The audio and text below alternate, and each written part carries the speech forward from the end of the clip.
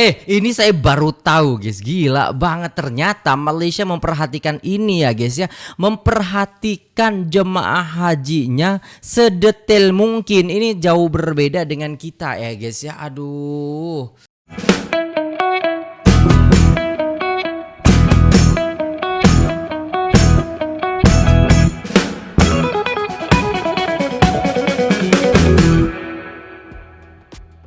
Assalamualaikum warahmatullahi wabarakatuh. Jumpa lagi dengan saya guys Cak Mujib. Gimana kabar teman-teman semua? Semoga sehat selalu dalam lindungan Allah Subhanahu wa taala, dijauhkan dari segala mara bahaya, malapetaka, bencana dan bala serta berbagai macam penyakit. Amin amin ya rabbal alamin. Oke, kali ini kita akan reaksi sebuah video yang sangat menarik tentang bagaimana istilahnya penanganan ataupun perhatian tabung haji ya untuk jemaah haji Malaysia guys ya. Gila ini ya.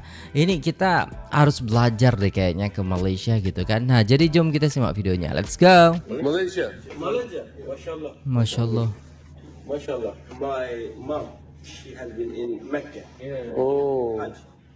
She say, son, if you will go there, you can see in Malaysian people Oh, respectful and wow. not smelling dirty.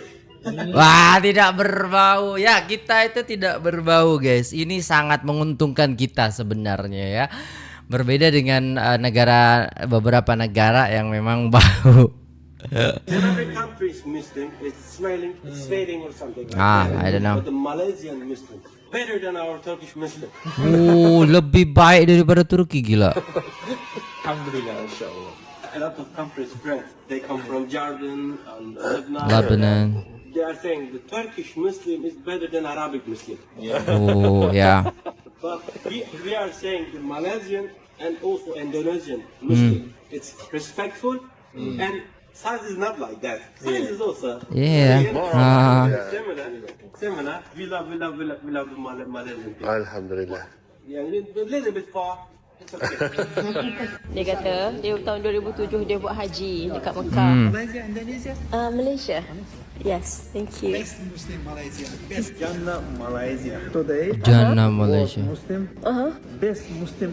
I Hajj 2010. Oh, okay, okay. They Malaysia Ziarah tahu. best Muslim world, Muslim Malaysia. Alhamdulillah, Masya thank Allah. you very much. Jannah, Oh, Jannah. Malaysia. First visit. InsyaAllah. Masya Allah. Dia kata Dia kata, saya bareng sama mbaknya nih. dia tahun 2007 dia buat haji dekat Iya, Mekah. iya. Lepas tu dia Mbaknya kata, dulu aja. dia jumpa rakyat Malaysia yang buat haji. Rakyat Malaysia ni adalah rakyat Muslim yang terbaik. Dan dia kata insyaAllah kalau Masuk masuk surga. Jannah, rakyat Malaysia adalah salah seorang yang akan masuk Jannah. Paling awal sebab kita baik sangat. Masya Allah. Jadi memang betul dikatakan orang Malaysia masuk surga pertama, katanya gitu guys ya. Masya Allah, tabarakallah, keren banget ya guys ya. Ini ketika istilahnya kita di negara orang melaksanakan ibadah ya kan, menampakkan ataupun menunjukkan bagaimana hakikat seorang muslim dengan banyak kebaikan, maka di situ akan dikenang seperti itu. Orang yang bertemu kita, oh kita nih dari Indonesia, orang bertemu kita di Arab tuh, ketemu filenya baik, kita istilahnya menampakkan bahwasannya kita adalah muslim yang baik, maka di situ akan dikenang seperti itu. Tapi kalau kita guys melakukan hal keburukan, aduh, seperti halnya yang dilakukan oleh jemaah-jemaah haji yang sebelumnya dan jemaah umroh sebelumnya itu, yang dari Indonesia itu membuat orang tuh kayak itu dari Indonesia jelek banget itu, sudahlah. Makanya jangan ya seperti itu ya guys ya. Maka tirulah negara Malaysia ini yang mana banyak kesannya dipuji oleh orang-orang yang tinggal di sana. Indonesia juga banyak dipuji, cuman kadang ada beberapa orang yang menampilkan kejelekan gitu, sehingga Indonesia kok bisa begitu gitu. Harban kata orang Arab itu ya kan. Tapi orang Arab itu bagusnya gini, bagusnya dia akan menilai keseluruhan, tidak menilai satu personal. Nah tapi guys, kita yang malu sebagai orang Indonesia kan seperti itu ya guys ya. Masya Allah, hada insan ta'ban, hada rijal ta'ban, yalla hada mar'a harban. Yalla ya Syekh, yalla salat at-taubah ya Syekh. Pasti gitu dia bilangnya guys ya. Through your room? No, not yet. Inshallah you will come. Pray for me. Inshallah my brother. Assalamualaikum, brother. What's your name? Yeah, Razi. Razi? Razi. Where are you from? I'm from Malaysia. Malaysia. I make some TikTok video. I ask the people how they like Mecca. Is the first time here in Mecca? Yeah, my first time. First Oh, time. first And how do you time. like it?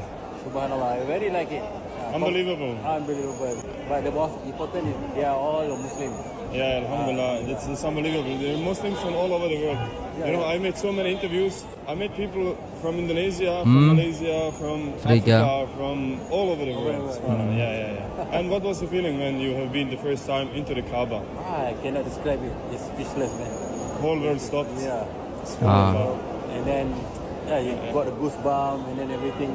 Yeah, For the yeah. first time, your childhood memory. Unbelievable. Yeah. Nice. Thank you, brother, Mashallah. for meetings. Have you been to Europe? No, not yet. No? Not yet. Inshallah, you will come. Inshallah. Insyaallah. Pray for me. Inshallah, my brother. Thank you for your time, See you brother. again, alright? Masya Allah. Doakan di dekatnya Malaysia, Makkah Malaysia gitu. bagus. Iya, I know that. Malaysia kita kalau Tayyib. Malaysia tayyib, tayyib. tayyib, sya'b tayyib, rajul Tayyib, tayyib, semua tayyib. masya-Allah. Kita bila nak masuk Raudah, orang suruh beratur. Betul Orang kita sih. sebab tu saya kata patutlah polis selalu puji. Orang kita bila berkumpul satu tempat nak contoh mutawif nak ceramah lah. Nak cerita sini berlaku gini. Polis datang, polis tak payah cakap. Habis. Yalah. Terus bergerak. Ini sebab patutlah orang polis Saudi, pihak berkuasa Saudi sayang sungguh dekat orang Malaysia. Sebab dengan kata Dah. orang lain tak ada. Tinggi suara sampai katak. Iyalah. Katak pula kita sayang Melati sebab dia katak pukul. Sampai pukul apa-apa yang ada pukul ni. Suruh bergerak, tak nak bergerak. Kita orang Malaysia tak. Iya sih. Saya tengok Dari patutlah dia arah orang ni sana betul-betul itu burn out. yang tinggi-tinggi itu Kalau guys. tak ada kuliah agama yang memberikan kepada mereka ceramah tentang baiki balik niat kita. Ya. Baiki balik niat kita, kita sedang melayani tetamu Allah. Itu besar tu benda tu. Melayani tetamu Allah. Untuk apa? Untuk mereka beribadat. Bukankah itu satu ibadat yang sangat besar? Kita tolong orang buat ibadat. Jadi mereka sentiasa diberi kuliah pasal ini. Sebab tu kita tengok polis, tapi ada juga yang betul-betul burn out sampai naik tangan, tolak. Dah sebab apa? Okey, bayangkan Raudah ataupun mana-mana tempat yang memang kalau boleh jangan solat lama kat situ. Betul. Ramai lagi nak masuk. Faham. Ada member tu nampak polis dia akak takbir pula.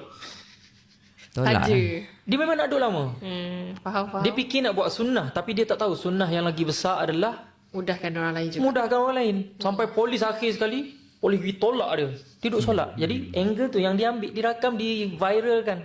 Jemaah Haji Malaysia antara yang paling disiplin di Tanah Suci. Bukan saya yang sebut, petugas Saudi sendiri yang puji. Kenapa Malaysia boleh jadi macam tu? Disebabkan sistem tabung haji yang sangat teratur. Nombor 1, kursus Haji Malaysia antara yang paling lengkap dalam dunia. Jemaah bukan setakat diajar cara buat haji, tetapi diajar step by step apa nak kena buat bila sampai dekat Mekah, dekat Madinah nanti. Cara bergerak, timing tawaf yang sesuai, laluan yang selamat. Sampailah adab dan juga etika pun dimasukkan di dalam silibus kursus haji. Kedua, disiplin masa. Tabung haji latih jemaah kita disiplin masa. Bila nak berangkat, bila nak naik bas, bila nak masuk hotel, semuanya dah disusun sebelum jemaah berangkat lagi. So bila jemaah sampai dekat Tanah Suci nanti, jemaah Malaysia tak kalut. Sebab tu pergerakan kita jadi smooth dan juga teratur. Nombor 3, bimbingan Mutawif Malaysia. Mutawif kita bukan setakat bimbing bab ibadah saja, tetapi menjaga kumpulan, menjaga kebajikan dan pastikan semua dalam keadaan selamat. Sebab tu hampir setiap tahun Kerajaan Arab Saudi ataupun petugas Arab Saudi selalu sebut Malaysia very organized, very disciplined. Kalau kita lihat lebih dalam, salah satu kunci utama dari keberhasilan ini adalah peran lembaga tabung haji di Malaysia. Benar Dari banget. awal, calon jamaah haji di sana sudah dibekali dengan sistem yang sangat terstruktur. Mereka nggak cuma diajarin tentang tata cara ibadah haji saja, tapi juga diberikan pemahaman secara detail, mulai dari langkah demi langkah ketika tiba di Mekah dan Madinah, waktu yang tepat untuk tawaf, jalur yang aman, sampai adab dan etika selama di Tanah Suci. Jadi bukan sekedar tahu, tapi benar-benar dipersiapkan. Selain itu, ada juga penekanan besar pada disiplin waktu. Dari sebelum berangkat, semua sudah dijadwalkan dengan jelas. Kapan harus berkumpul, kapan naik bus, kapan masuk hotel. Jadi ketika sampai di sana, jamaah tidak bingung atau panik. Makanya pergerakan jamaah Malaysia terlihat lebih smooth, lebih tertata dan minim kekacauan. Bener sih. Belum lagi peran mutawef atau pembimbing mereka. Di Malaysia, mutawef bukan hanya fokus pada ibadah, tapi Betul. juga menjaga kelompok, memastikan keselamatan, bahkan Betul. memperhatikan kesejahteraan jamaah. Benar. Jadi benar-benar seperti satu sistem yang saling terhubung. Jemaah haji kita pada tahun-tahun lepas kita kekalkan rekod kita terbaik daripada petugas haji, sahabat Makkah dan juga para jemaah kita yang berada di Arafah, Muzdalifah dan Mina, kita kekalkan kebersihan. Maksudnya jemaah haji kita bila mana meninggalkan Arafah, Muzdalifah dan Mina, kawasan-kawasan ini bersih. Tak ada sampah sarap. Contoh Iya. Faham. Bila kita gerak dengan bas nanti tengok kawasan ini kita berbanding dengan kawasan-kawasan yang lain. Yang ini kan saya sebut tuan-tuan. Ini Kementerian Haji dan Umrah Saudi hampir setiap tahun menguji jemaah-jemaah kita bersih, disiplin. Saya ingat semalam kan Ibu Syafie, Dr. Rafiq, masa saya dan masa kita berada dengan beliau, dia kata kalaulah semua jemaah haji macam Malaysia, dia boleh tidur dengan tenang. Ya, ini adalah gambaran daripada Dr. Taufik Fauzan Arabiah. Maknanya selesanya beliau dan Kementerian Haji dengan tabung haji dan juga jemaah-jemaah haji Malaysia. Jadi dia secara joki lah dia sebut, dia kata dia boleh tidur dengan tenang. Jadi maknanya itu kita harapkan. Sebab tu saya katakan kempen kebersihan ini adalah contoh terbaik yang kita nak bawa, dan kita akan membantu Kementerian Haji sebagai model yang terbaik yang boleh diikuti oleh jemaah-jemaah haji daripada negara yang negara luar. Jemaah haji Malaysia ni sebenarnya memang sangat bertuah. Sebab apa yang dikongsikan ataupun servis yang ditawarkan oleh tabung haji ni sebenarnya sangat-sangat detail bagi aku. Sebab apa dia? Tengok kat sini, dia ada unit perkhidmatan kaunseling. So aku nak try masuk dalam ni sekarang ni, cuba untuk faham sebab unit kaunseling ni dia sifat dia sains. Perjalanan jemaah kita ke Tanah Suci Mekah dan Madinah ni, fokus dia adalah untuk spiritual. So sekarang ni dengan saya ada Saudara Azwan. Terima kasih Saudara Azwan kerana bersama kita hari ini. Alhamdulillah. Okey, Saudara Azwan, boleh ceritakan saya tak macam mana, kenapa kaunselor ni wujud? Sebab ketika mana jemaah haji datang sini, tujuan dia untuk spiritual. Betul. Dan kenapa perlu ada intervention sains dekat sini? Betul. Perkhidmatan kaunseling dan psikologi yang disediakan oleh tabung haji ni, kami fokus kita adalah untuk membina ataupun mengukuhkan kesejahteraan psikologi jemaah haji Malaysia, untuk mereka lebih tenang dan mereka lebih fokus dalam ibadah. Fokus dia ialah jemaah haji mendapat haji yang mabrur, tenang, boleh beribadah dengan baik dan sebagainya. Lepas tu elemen psikologi, kita melibatkan mental, pemikiran, emosi dan tingkah laku. Jadi fokus kita dalam terapi, dalam sesi kaunseling, dalam kita punya aktiviti-aktiviti taklimat dan sebagainya, kita fokus pada kesejahteraan tiga perkara elemen ini untuk haji yang mabrur. Masya Allah. Jadi kita membantu klien ataupun jemaah haji yang mungkin ada isu-isu psikologi, untuk mereka diperhatikan banget, gila. Fokus dalam ibadah, dan kemuncak dia adalah haji yang mabrur. Itu yang paling utama. Baik, maksudnya dekat sini benda ni semua percuma. Datang je bilik ni. Datang silakan. 24 hours ke ataupun waktu pejabat? Waktu pejabat, tetapi sekiranya ada isu-isu yang memerlukan kami selepas waktu bekerja, kami sedia membantu. Okey, terima kasih banyak Encik Azhar. Alhamdulillah. Terima kasih banyak. Nampaknya kat sini memang keren. Nampak detail. Kita bukan saja tengok spiritual, tapi kita tengok juga sains. Pastinya bila dia dah duduk dekat ruang yang berbeza, tingkah laku mungkin berubah, emosi mungkin terkesan. Jangan risau, keluarga-keluarga kat Malaysia, jemaah haji kita dijaga dengan baik oleh tabung haji. Wow. Bila ada Perdana Menteri yang berpengaruh. Jadi aneh gitu loh guys ya, menurut saya itu bisa gitu mereka sedetail ini gitu. Jemaah haji Malaysia itu sangat-sangat diperhatikan oleh tabung haji ini guys ya. Kesehatan mental, kesehatan perilaku dan lain sebagainya. Gila, keren banget guys. Taruh terutamanya di Timur Tengah ni, macam ni lah. Negara kita ni akan dipermudahkan dalam apa jua urusan. Ni, dalam krisis pun rakyat Malaysia ni boleh pergi menunaikan haji. Dan Malaysia satu-satunya negara terawal agih kad nusut 100% kepada jemaah haji ni. Betapa negara kita ni diberi kelebihan. Jemaah haji pergi pun kos tak tinggi sebab tabung haji cover kos untuk jemaah-jemaah pergi. Beg-beg jemaah haji pun sampai elok awal dekat hotel-hotel.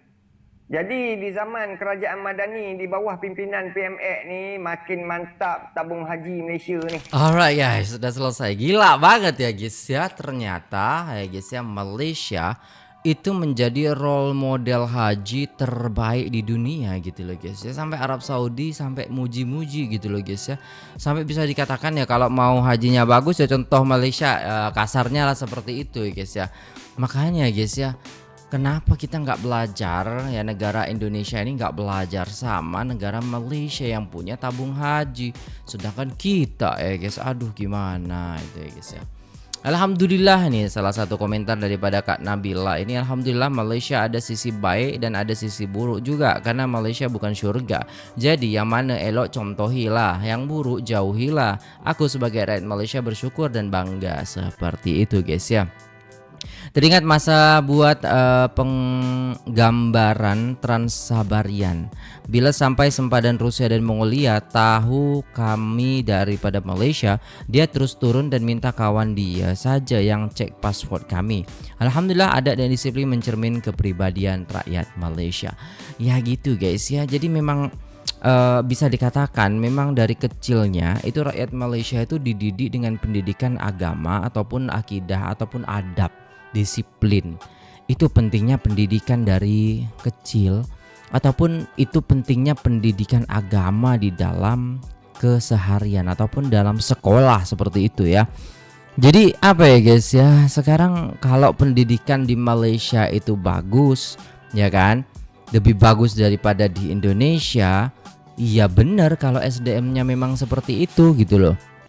Tapi setidaknya istilahnya kita harus belajar.